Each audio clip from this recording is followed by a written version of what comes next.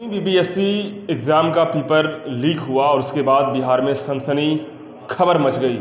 ऐसे में जिस तरीके से बिहार के तमाम बीपीएससी के बच्चों की जो मनोदशा है वो आप तो समझ ही रहे होंगे, लेकिन इसी सिलसिले में हम बात करेंगे।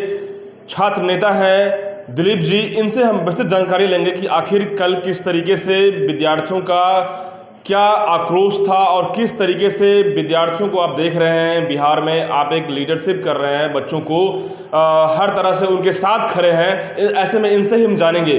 दिलीप जी, ये बताइए कि कल की जिस तरीके से आर्थिक अपराध यूनिट आपको जिस तरीके से ले गई, क्या कुछ घटनाएं हुई, बताइएगा।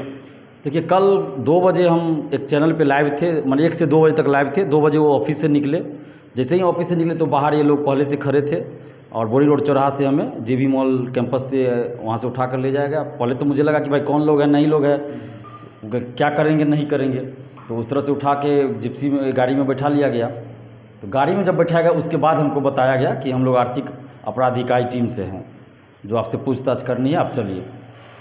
तो ऑफिस ले जाया गया। उसके बाद 8:30 बजे तक हमसे पूछताछ शुरू हुआ। पूछताछ किया गया, पूरा 6-7 लोगों ने पूछताछ किया और जो भी हमारे पास था इन्फॉर्मेशन हमने पूरा सहयोग किया। और उन लोगों का बर्ताव मेरे प्रति अच्छा ही रहा, कुछ ऐसा नहीं था कि जिसके बारे में हम बोले कि गलत किया गया हो मेरे साथ, नहीं, बिल्कुल अच्छा व्यवहार था। लेकिन हाँ, जिस तरह से मुझे उठाया गया वो मुझे बुरा लगा, क्योंकि मैं तो कैसे उठाया? जिस तरह अचानक से आके 5 लोग उठा के गाड़ी में बैठा लिए, तो ऐसे में तो भाई हमको लगा क्रिमिनल भी हो सकता है कोई। आपने कुछ ऐसा किया था क्या?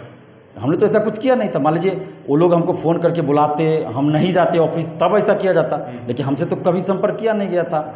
हम तो पहले भी बोले कि हमको जहाँ बुलाया जाएगा हम जाएंगे, लेकिन हो सकता है उन लोगों को लगा हो कि कहीं हम भाग जाए या जो भी हो, होता है अपना, या उन लोगों का तरीका ही ऐसा ही हो काम करने का, ये भी होता है। तो अभी तो हम नहीं कह सकते, लेकिन हाँ, मुझे इस चीज़ का ज़रूर है कि बुरा लगा कि जिस तरह से मुझे गाड़ी में बिठाया गया उठा के, वो चीज़ का मुझे बुरा लगा। लेकिन टाइम क्या कुछ हुआ? लेकिन लास्ट टाइम तक जब ऑफिस में ले जाया गया वहाँ अच्छा से बर्ताव किया गया और पूरा पूछताछ किया गया अच्छे से। हमने भी जो था हमने जवाब दिया और सहयोग किया पूरा। और उनसे कहा गया है कि आगे भी जब ज़रूरत पड़ेगी आपको बुलाया जाएगा तो आप आइएगा। हमने कहा निश्चित रूप से हम आएंगे। अब एक छात्रों के साथ खड़े रहते हैं तमाम परीक्षाओं के बीच में, और खास करके बीपीएससी जैसे परीक्षाओं में जिस तरीके से क्वेश्चन लीक हो जाना, अब बच्चों की जो 6 लाख बच्चे बिहार के हैं, उन बच्चों का किस तरीके से रवैया होगा, क्या कुछ करेंगे? और सबसे बड़ी बात तो यह है कि समय का लैप्स हो रहा है, कब एग्ज़ाम बीपीएससी लेगी, क्या कुछ होगा?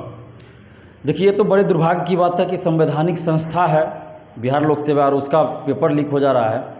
तो सरकार को तो इस पर बहुत कड़ा एक्शन लेने की ज़रूरत है और जांच उस तरह से होनी चाहिए कि कोई भी इसमें संलिप्त आदमी बचना नहीं चाहिए, चाहे वो बड़ा आदमी हो, बड़े पद पे हो या छोटे पद पे हो, कोई बचना नहीं चाहिए।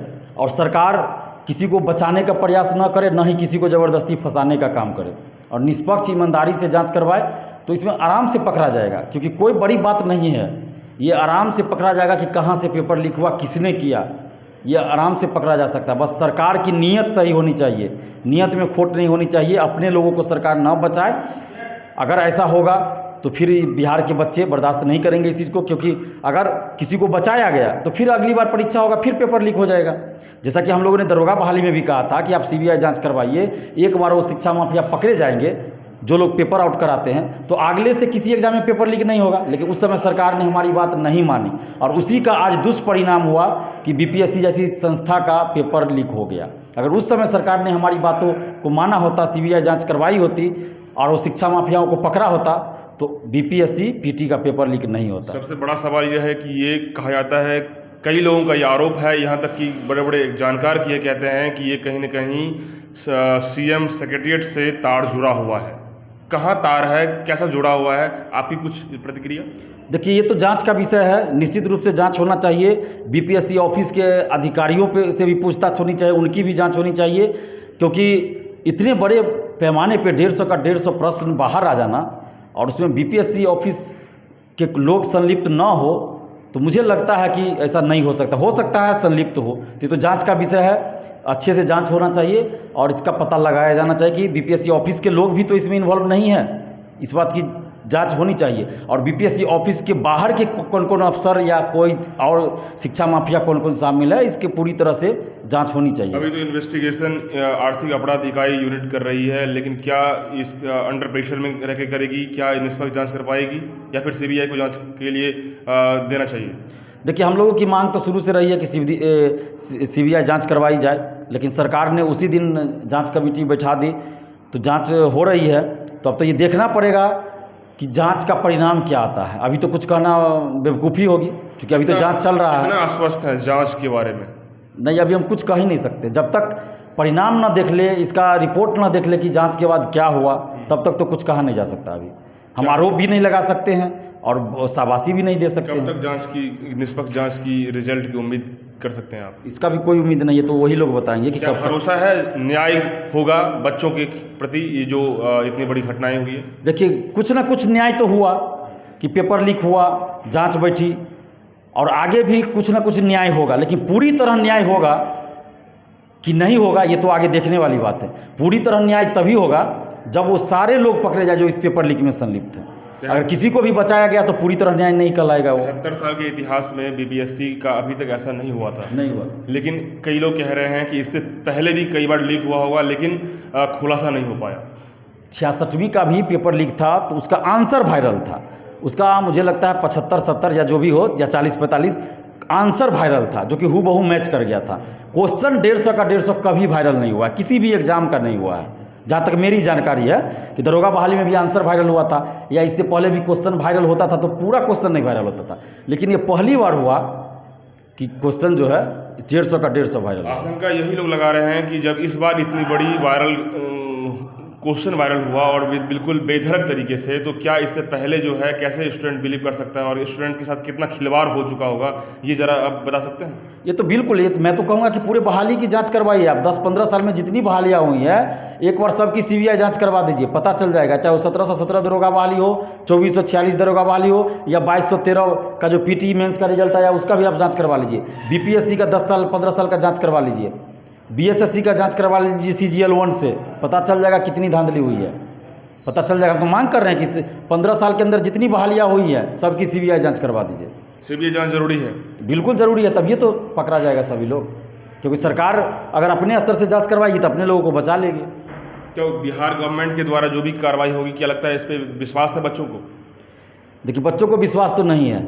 जैसा कि मैं सोशल साइट्स पे देख रहा हूँ, तो किसी को भरोसा नहीं हो रहा है। सबका यही, मैं सोशल साइट पे कल रात से ही देख रहा हूँ, आज सुबह में भी देख रहा हूँ, तो सबका यही कहना है कि बड़े लोगों को बचा लिया जाएगा, जो बड़े लोग इसमें होंगे उनको बचा लिया जाएगा। ये आप सोशल साइट पे देखिए ना, इस तरह का चल रहा है बात। सर, बड़े लोगों को बचा लिया जाएगा, क्या इसमें जो बड़े मछली है क्या वो फिर बच जाएगी? तो ऐसा सिलसिला तो चलता ही रहेगा। इसीलिए तो मैं बार बार कह रहा हूँ कि सरकार अपने तरफ से किसी को न बचाए न फंसाए, और जो भी इसमें संलिप्त हो, चाहे वो सरकार के कोई करीबी लोग ही क्यों ना हो, सब पे कार्रवाई होनी चाहिए। अगर ऐसा नहीं हुआ तो फिर आगे कोई परीक्षा होगी उसमें भी यही हाल हो जाएगा। बीपीएससी के चेयरमैन को इस्तीफा दे देना चाहिए या नहीं देना चाहिए? बिल्कुल, इस्तीफा नहीं दे रहे हैं तो उनको हटा देना चाहिए। बीपीएससी के चेयरमैन और परीक्षा नियंत्रक दोनों को हटा देना चाहिए। सचिव जो हों उनको भी हटा देना चाहिए। जब आप उन लोगों के रहते इतनी बड़ी घटना हो गई तो फिर वो लोग हैं किस लिए भाई? उन लोग को तुरंत हटा देना चाहिए, क्योंकि इनके कार्यकाल में कोई भी अच्छा काम बीपीएससी में नहीं हुआ। इससे पहले शिशिर सिन्हा जी थे, उनके समय से ही बीपीएससी का जो है गड़बड़ाना शुरू हो गया है पूरा। उनके समय से ज़्यादा, पहले से भी था लेकिन उनके समय से बहुत ज़्यादा हो गया है। तो अभी जो वर्तमान में अध्यक्ष है उनको तो तुरंत हटा दिया जाना चाहिए। धन्यवाद दिलीप जी। ये बिल्कुल आपने देखा कि जिस तरीके से छात्र नेता दिलीप जी लगातार बच्चों के साथ रहते हैं और लगातार उनकी आवाज़ को बुलंद करते रहते हैं। जहां पर भी ऐसी समस्याएं होती है बच्चों को, पूरे बिहार भर में ये आवाज़ खड़ा करते हैं और वैसे ही आवाज़ बुलंद किए हैं बीपीएससी के क्वेश्चन लीक होने के बाद, और यही कह रहे हैं कि सीबीआई जांच होने की ज़रूरत है, क्योंकि बिहार सरकार पर भरोसा बच्चों का पूर्ण तरीके से उठ गया है। क्योंकि बीपीएससी का 73 साल के इतिहास में इतनी बड़ी घटना और बड़े प्रतिष्ठित परीक्षा होती है और विश्वास उठ जाना, कहीं ना कहीं बिहार सरकार और बीपीएससी के अध्यक्ष को इस पर इस्तीफा दे देनी चाहिए। तो ये बड़ा सवाल खड़ा हो रहा है बिहार के इस शासन और प्रशासन के अंदर के, और सबसे शिक्षा मंत्री जो हैं उनको भी संज्ञान लेने की जरूरत है। तो फिलहाल इस रिपोर्ट में इतना ही। आप बने रहिए ट्रस्ट न्यूज़ के साथ।